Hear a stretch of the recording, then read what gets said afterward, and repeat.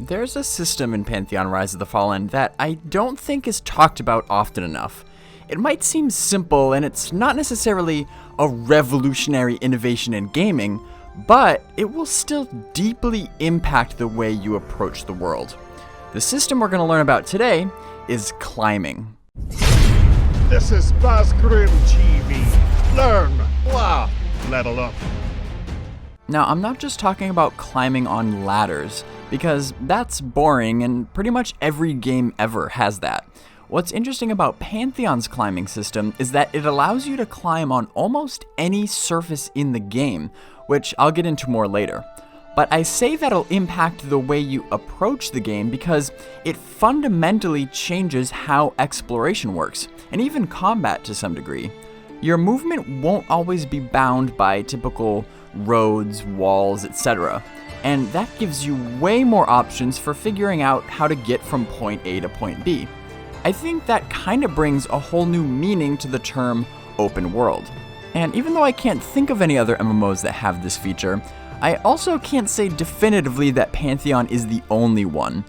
But I still think it's significant and definitely something you should know about if you're interested in the game. So today I'm just going to take inventory of all the information that's been released about it so far, and if you want more Pantheon coverage like this, be sure to hit the subscribe button now because that's what this channel is completely dedicated to. The concept of climbing was first introduced in the zone of Amber Fate, which is an extremely vertical zone.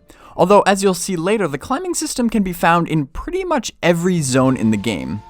Keep in mind, though, that not all climbable surfaces will be so obvious as the ones you see here.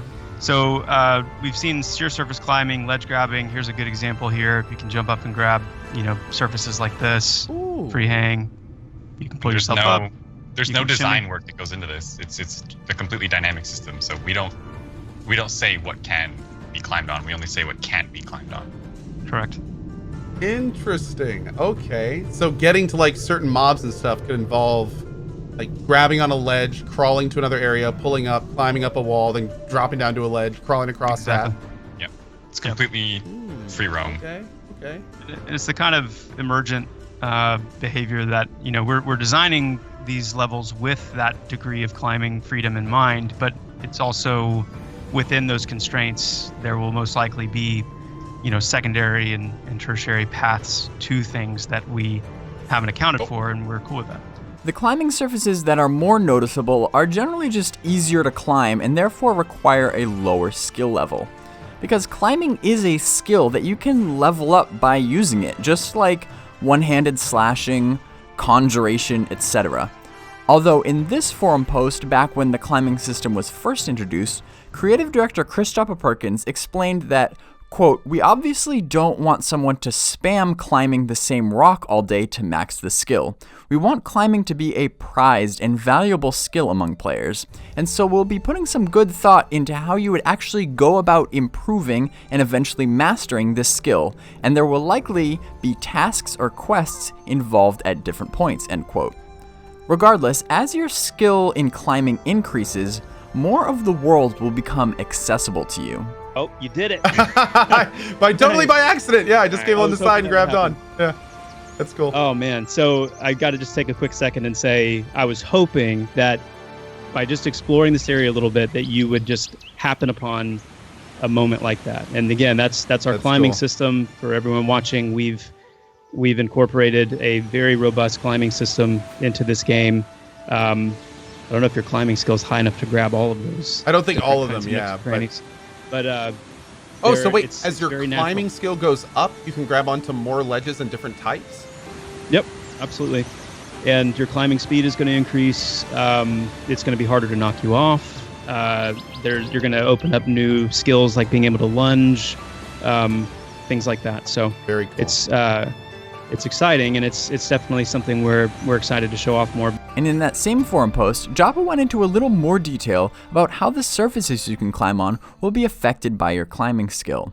Quote, "I don't see climbing being a black and white skill, as many other skill types should be. I see the climbing skill having more of a soft range of success in the middle. In other words, let's say you have a climbing skill of 72. I could see a 10-point range on either side of that number, 62 to 82. This range would determine when a surface becomes trivial, or always able to successfully climb or shimmy, or impossible, unable to latch on at all. Within that range then, there would be a chance of two things happening. One, I fail to latch on and fall, which would be devastating when performing a jump latch over a gap with a long fall beneath you, or two, I successfully latch but need to shimmy horizontally to get to where I can pull up. During that shimmying, there is a repeating check against your climbing skill versus the surface to determine whether you slip and lose your grip. Climbing skill will affect the chance of one of these two things happening. Either the chance to fail a latch or slip gets smaller as the climbing surface grade gets lower compared to your skill, all the way to trivial with no chance of failure, or the chance to fail a latch or slip gets larger as the climbing surface grade gets higher compared to your skill, end quote. And as lead programmer Kyle Olson points out, designing zones with this system in mind gives them a lot more replayability. Maybe it's locked away in a spot that you can't get to without climbing, so you see something, but your climbing skill isn't high enough to get to that spot yet. So you come back to this zone later once you've advanced and learned how to climb, slippery surfaces better or rough rocks. But you won't always need to worry about whether or not your climbing skill will be high enough. Another reason to bring friends on adventures with you in Pantheon is because some classes have special abilities that help others to climb, such as the rogue's length of rope. But it's also worth saying that it's not always going to be climbing to get to the next part of the adventure area or, to the next camp spot. Sometimes climbing is okay just to be a single person activity in the sense that you may just be trying to reach a lever or a button or open a chest, or maybe there's a specific NPC that you can talk to trigger an event or something like that. So it's not always going to be necessary for every single person to be able to make it up to that ledge. But as I mentioned earlier, the climbing system isn't just about exploration. It can have an effect on how combat plays out as well. Yeah, so eventually the plan is that when you are climbing on a wall surface, NPCs are going to be created with kind of the potential of a player climbing in mind. You can't introduce something like a climbing system, and we haven't even showed off the robustness of where the climbing system's at. I mean, climbing the sheer surfaces is great, but we haven't really gotten much into like ledge grabs and ability to traverse more organic geometry. And when we get to that point, hopefully we'll have time, but Kyle can speak to that a little bit. But if you get hit, if something, like right now, if you aggro a frost hand, one of the mages, one of the wizards with the frost bolts, and you start climbing, they will cast on you and hit you while you're on the wall. What won't happen is you get knocked off. We just don't have that in yet. But the higher your climbing skill is, the harder it'll be to knock you off. But there's always going to be that chance. And so, of course, if you're way up high off the ground, then that's going to be some nail-biting moments for sure. One of the things, because we've incorporated climbing so significantly in Pantheon, it affects the way we think globally about NPCs. And so most NPCs will have an arsenal of abilities that they can switch to when their target enters a climbing state.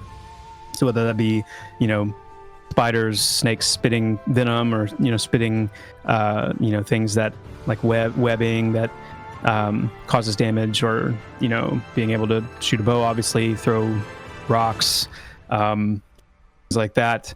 Those are all options. And with that, you now know as much as I do about the climbing system in Pantheon. I hope you learned something and are starting to think about all the ways that climbing could impact gameplay. Don't forget to share this info with others in the community, and I'll see you in the next video.